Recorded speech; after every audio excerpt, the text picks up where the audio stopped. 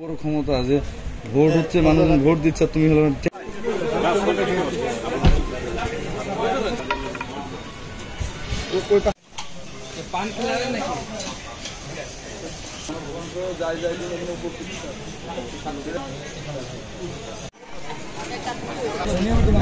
সাদা দিচ্ছে।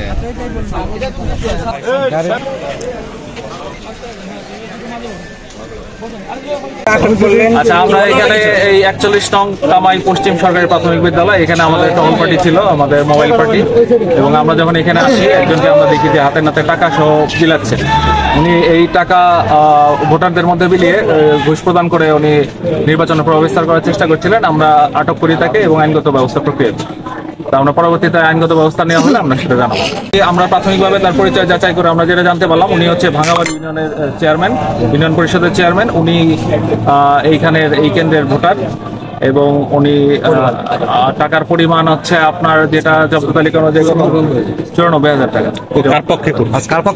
আমরা এই পক্ষ যাচাই করি নাই। আমরা ভবিষ্যতে সে টাকা দিচ্ছিল, এটা আমাদের মূল অপরাধ। পরবর্তীতে আমরা আইনগত ব্যবস্থা করতে। ঠিক আছে।